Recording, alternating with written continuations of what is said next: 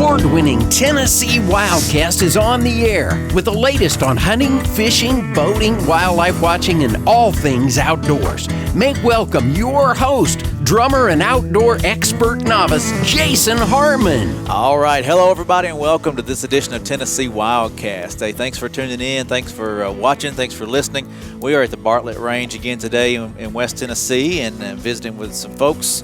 Mr. Jeremy Dennison, the Deer Biologist for the West Tennessee region, and Daniel Stanfield. He's a Biodiversity Manager for the Wildlife Agency out here in this area. And also Miss Amy Snyder-Spencer is with us, helping co-host. I'm going to make sure I always get Snyder-Spencer in there. It doesn't matter. I answered either one. Yeah, I know.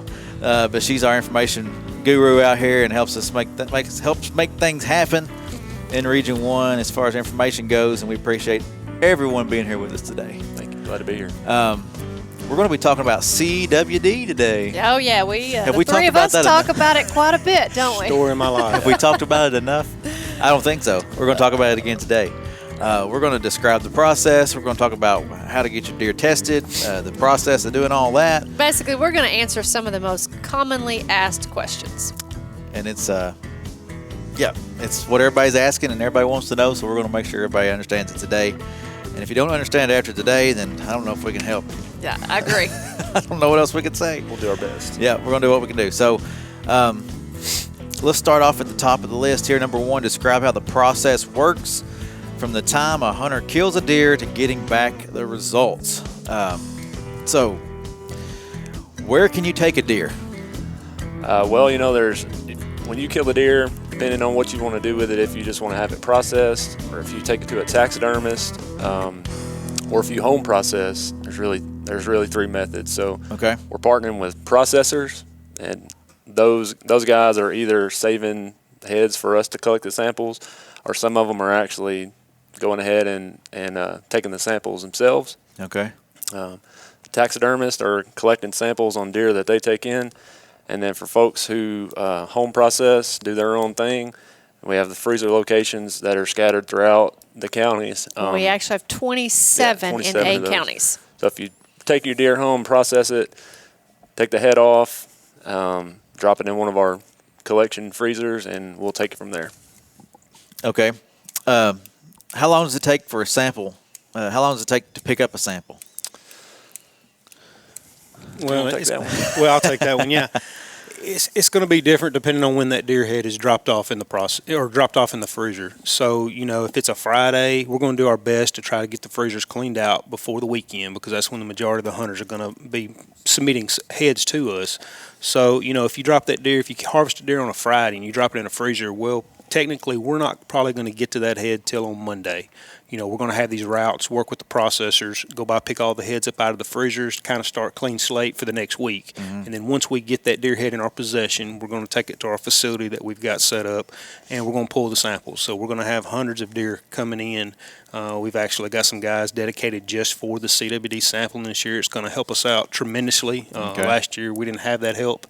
So we're not going to have that sample bagged and ready to be sent off to the lab probably till Tuesday or Wednesday of when that deer was put in there on a Friday. So be mindful of that from the hunters.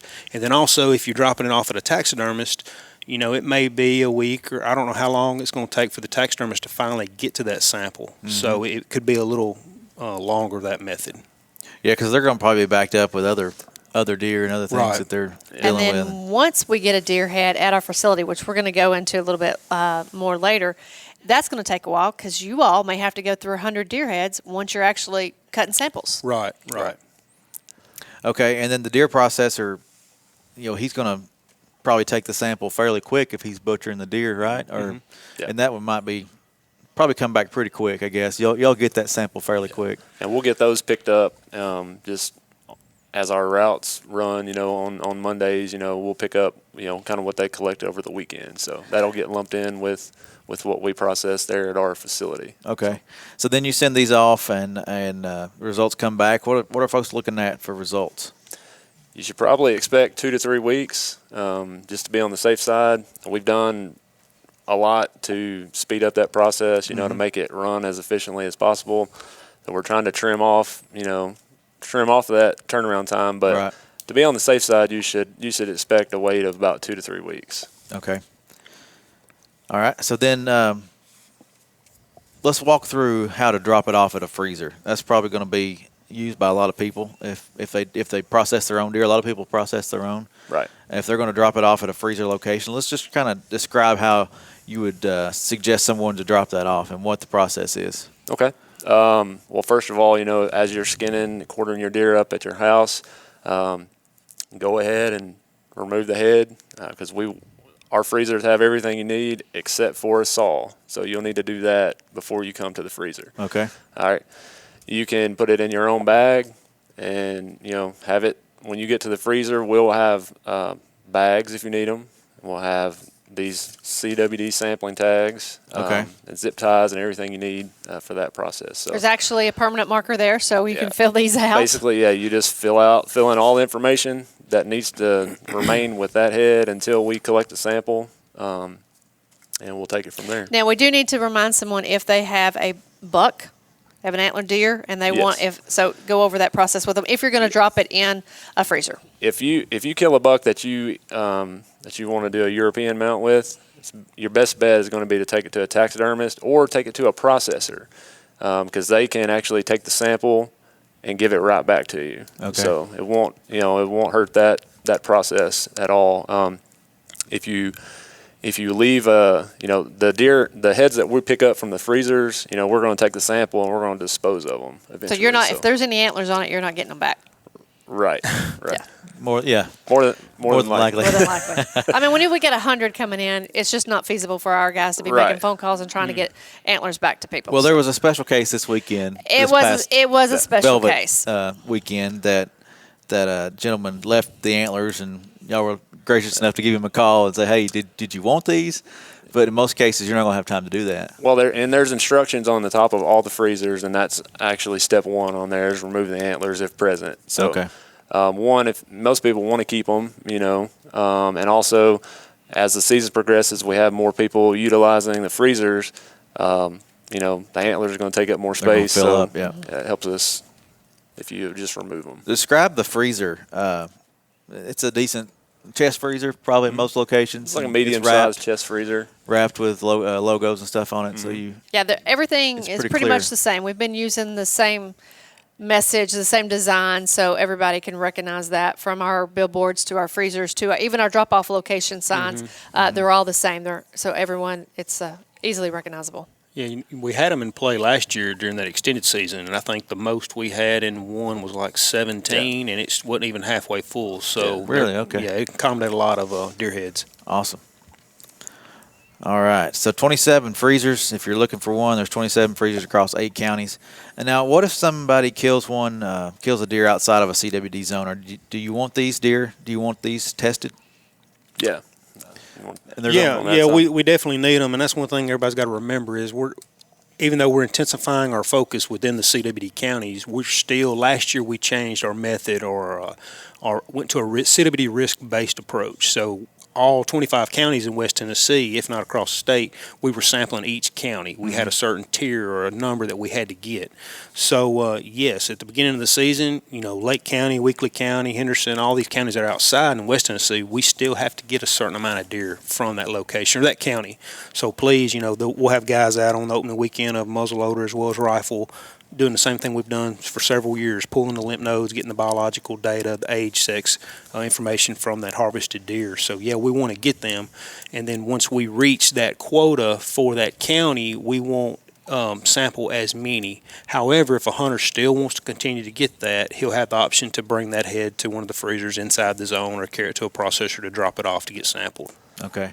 And if you're outside the zone, say if I'm outside the zone, the CWD zone, the high-risk areas, you encourage hunters not to bring the deer. Don't bring it into that high-risk Well, we or get CWD into a legal zone, issue right? here, and that's where we need to, know the rules. Know the rules. You can bring it in if you want to get it processed in Madison County, and you're outside, and if you're in Gibson or Crockett, you can bring it into the zone, but it needs to be processed or at least meet the requirements for transport before you bring it back. Right. You can't take it out unless it meets those requirements. Right. And there's going to be drop-off locations at various regional offices and throughout the state. I know the Region 3 office and the Region 4 office, I believe, is where that location is going to be. Okay. Region 2 is still looking for one that would be, convenient for folks. Okay. So that'll all be on the website, and it's included in the sampling location. Yeah, Again, and we cannot stress too much, cwdintennessee.com, or you can go to our regular website and tnwildlife.org, and you can click on the tabs, and everything is updated there. So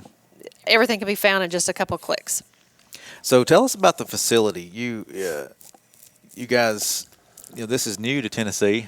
We're a year into the process of discovering CWD, almost a year and a half now, I guess. And so tell us what it took to find a facility and get this area worked up where y'all can process these and take these samples. Well, last year, when all this kind of kicked off, we made contact with our processors. It was kind of the first step to get our hands on the samples. And unfortunately, the only way we had to collect the samples was just mobily through a couple of enclosed trailers. So we would be in the parking lot, doing what we had to do.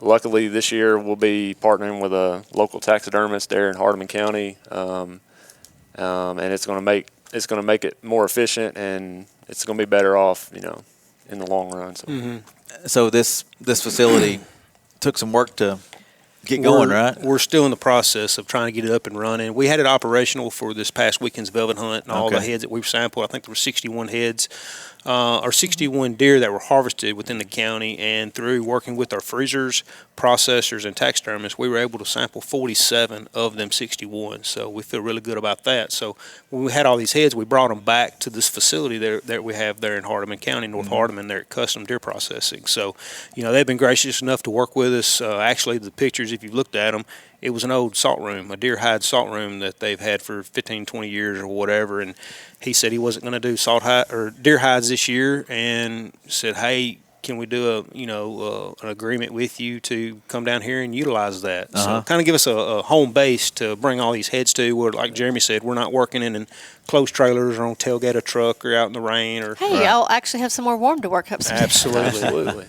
So it looks like it took a lot of work if you look at the pictures. Yeah, these two guys are jacks of all trades. Well, the first job was to remove the salt, obviously. Yeah, and, the floor is covered in salt. 55-gallon drums full of salt. He brought us a load of drums, and we filled up 14 or 15 of them. So wow. And then, so if you look at the next few pictures, it looks like a whole new facility. Transformation before and after. Yeah, so you got water and electricity and everything you need. Well, you're still working on some of that. And we got to give a special shout out to our new part-time technicians, our seasonal technicians. Right. Luckily enough, one of them has a plumbing background, and one of them has an electrical background. Wow. So, wow.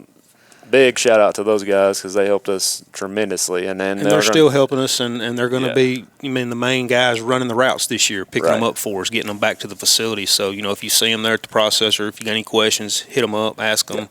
They're going to be knee-deep in CWD this year. So No pun intended. As we say, we sleep, eat, and breathe CWD.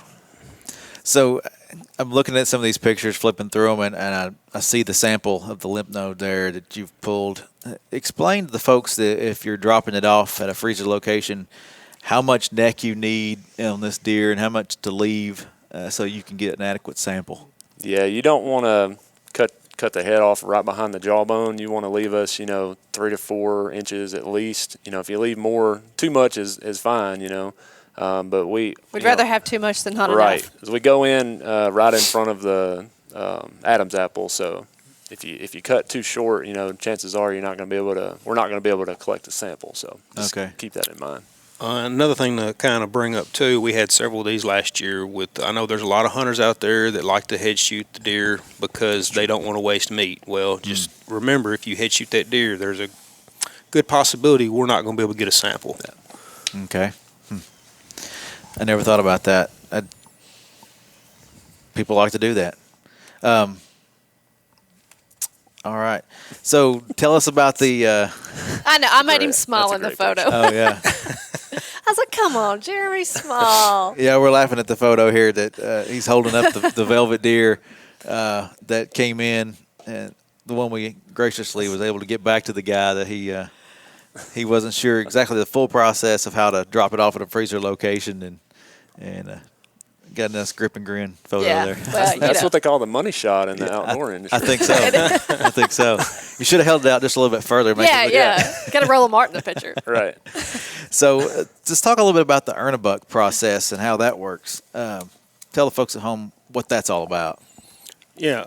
The earn a buck is kind of an incentive to get hunters out there in the field. Get them hunting, get us able we can get more samples. So, with earn a buck is everybody starts out with 2 deer statewide, 2 antlered deer statewide. Well, within the CWD zone, if you harvest 2 antlerless deer and submit them for sampling through one of these methods, whether it's a freezer processor or taxidermist, then you'll get basically an earn a buck tag. So then you could have possibly 3 buck tags, and then you can do that earn a buck twice. So theoretically, you sample 2 does, you get an earn a buck. You sample 2 more does, and you got to submit them for testing, and you could end up with 4 antler deer tags basically that you can use. So how is a hunter notified if they harvest those? He's going to be notified pretty much similar to the way that the replacement buck is going to happen. He'll be notified once we get the confirmation number that antlerless deer have been submitted for testing. That confirmation number will go into the system, and then they're going to be notified. I guess there are INE, or we're going to have a team of people that basically last year they were calling to notify the hunters that had a detected deer. So it's going to be the same method. And we've got to be able to do that because you got to understand an officer situation where you've had a guy that has limited out on 2 bucks, and then all of a sudden he has a 3rd one. So an officer's got to be able to look into that system and see that, let's say Jeremy has earned and that he can kill that 3rd buck or that 4th buck. So we've got to be able to have a way to track that, and so the officers can verify that. And you mentioned the replacement buck, so let's hit on that too. What is the replacement buck? Yeah, so any buck you kill in the CWD unit, if you receive notification that that's positive for CWD, then you actually get that tag replaced. Yeah. You'll get a replacement buck. And in the same case, make sure you've got that proper notification before you go out and think you've earned a replacement or earn a buck situation. Make sure you've got that. Yes, please make sure. And this brings up a good time to talk about detected versus not detected, and how we're going to notify people as the agency this year. Right. So everyone's going to be notified via email. Whether or not if you're in Fayette and Hardeman County, you'll be emailed if it's detected or not detected. And that's why it is so important to fill out all of this information, or to make sure that your information is correct in our real system. Absolutely. Yeah, no fake emails or phone numbers, guys, because we really need that information in case we need to get a hold of you. Right. And then the high risk counties, we're really focusing trying to find that leading edge of it. Those new counties, if you get one that's detected CWD, then you'll actually get a phone call. And then we'll have questions. We want to know where you kill it. We'll want a GPS coordinate, and that is so we can determine that leading edge of it. Right. So, be mindful if you get a phone call from the agency, you might want to give us a call back if you get voicemail or an email that says, hey, we're looking, we want to talk to you. Sure, yeah, definitely.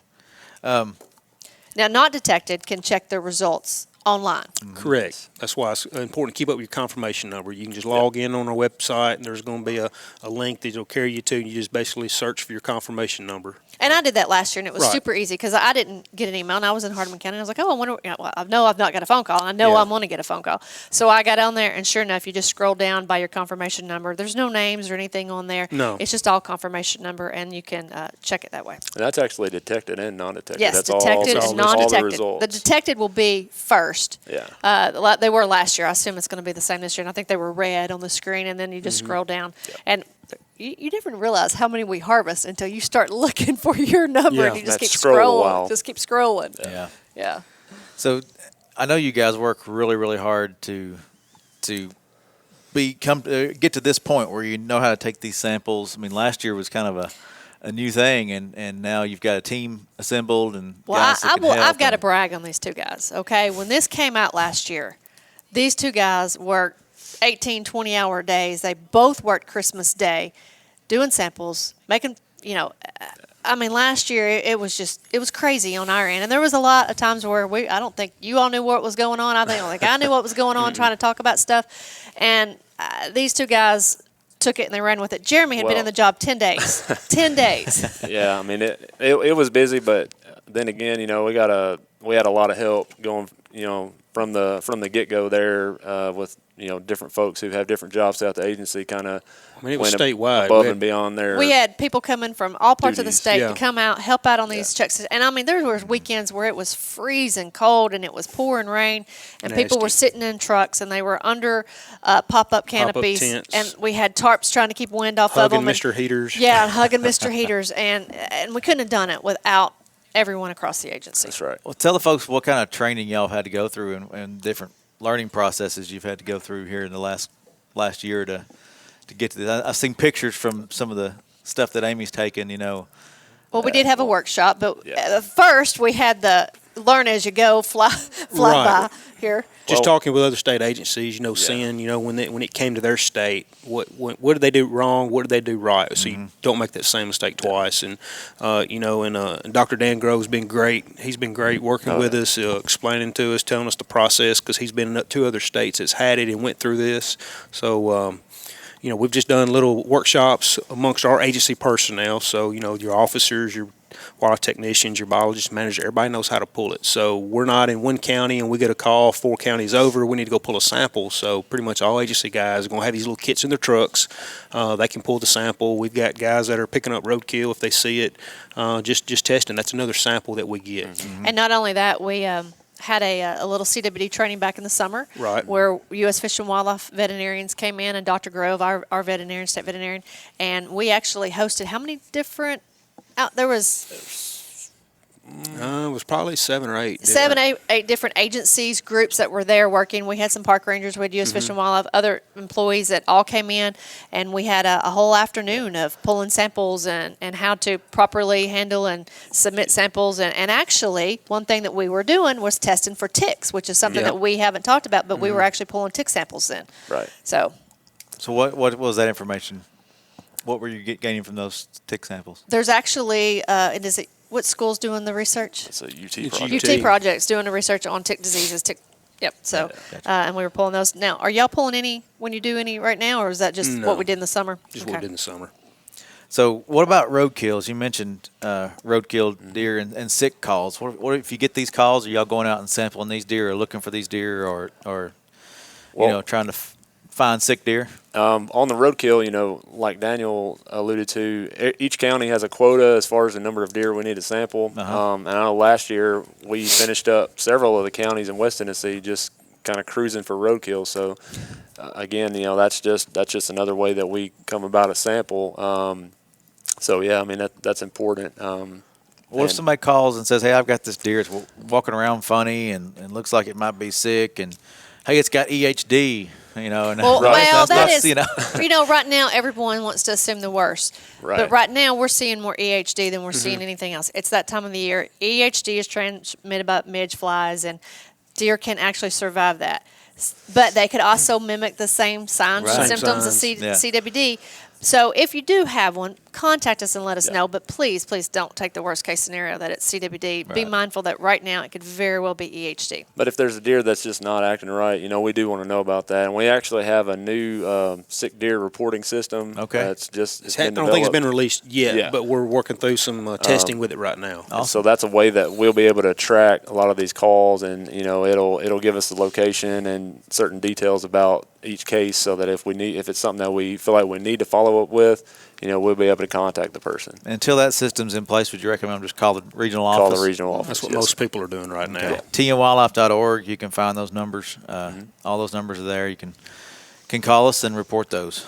So, all right. Anything we've left out? I do want to make sure we mention the mandatory dates for that you want samples. You want people to check their deer in. Right, yeah. We've got 2 weekends coming up this year within the CWD unit, November the 2nd and 3rd and November the 9th and 10th. One of them is that first Saturday, the muzzleloader, which people need to remember, the muzzleloader moved up. It's going to crank up open up on that Monday. Make sure you check the CWD opening dates, because those have all changed. Right, and Everything then the following weekend on the 9th and the 10th will be the rifle opener within the CWD. So that's going to be our mandatory check station weekends. We're going to be scattered out amongst the 8 counties.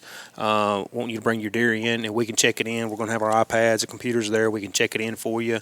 Try to get that sample, and it's not mandatory that you get your deer sampled. You know, we're going to ask you, hey, do you mind if we get a sample? It's a mandatory physical check-in. It's a mandatory physical check-in where we get that biological data, and then if you allow us to pull that lymph node, we're going to try to pull that from the deer to reach these quotas. And obviously, if you kill a big buck, you know, we had this happen last year on the extended season. We had several guys come in with the extended season with a really nice trophy deer they wanted to get mounted. Well, they didn't know. They thought it was a mandatory check or a sample pull. We explained it to them. They'd go right down the road to the taxidermist. The taxidermist would cape it out. They'd bring it right back up there to us to get that sample. So that's where we're working with these taxidermists to get them samples. That's great. That's great. And we want to make sure we mention this again. We got 27 freezers in 8 counties, 12 taxidermists, and 17 processors. So you have ample opportunity to get a sample pull. That's pretty much every processor that's in the 8 counties. Now, that's not every taxidermist. So, I mean, if I would encourage people, you know, if you talk with your taxidermist or talk with your processor, you know, to plan ahead on the front end and say, hey, if I bring one to you, can I get it sampled? You know, so. Right. To put you on the spot, during the August hunt, do you know how many were killed? I've seen this question come in. Do you know how many were killed with a muzzleloader during that time in that zone? Did you get that number? I haven't got that number yet. Okay. People have been wondering about that, so I was just curious. I know the harvest was up in the 8 counties. I think it was a 79%. Yeah, 79%. You know, I think about 61 deer harvested. Yeah, 61 inside the CWD area. So, all right, a lot of good information. Check out your website, tnwildlife.org or cwdintennessee.com. And we can't leave here without saying know the rules before you go. Right. If you're someone who lives outside the CWD zone and you come into the zone to hunt and you kill a deer, make sure you know the rules and regulations before you leave there. Okay, please don't move these deer. Please, we're trying to control this. Keep it contained. Yep. Please don't move your deer. And if you're a hunting guide kind of guy and you like to get into the book, what page, Daniel, is that information start on for CWD right there? Right around 34 or something like that, I think. 34, it tells you how you can move your deer. 32. 32 is where it starts, and then on 34, it tells you what you can do with your deer from the Unit CWD and how to transport it. Okay. So please take a look at that. So yeah, check out your hunting guide. If you can get it, you can get it at tnwildlife.org, or if you're a hard copy kind of guy, you can pick one up and read through it, page 32 for all that information. But guys, I appreciate you. Enjoyed it. Thank you for having me. Thanks for being on, and thanks for all the hard work that y'all are doing. Thank y'all for tuning in. Keep coming back to Tennessee Wildcast for all the latest information, and we'll try to keep bringing it to you. And thank y'all again. We'll see you next time. Thanks for tuning in. Stay connected with TWRA by visiting our website at tnwildlife.org and follow us on Facebook, Twitter, and Instagram. Hey, it's all about Tennessee wildlife. It's what we do. Tennessee Wildcast will be on the air again next week. We'll see you then.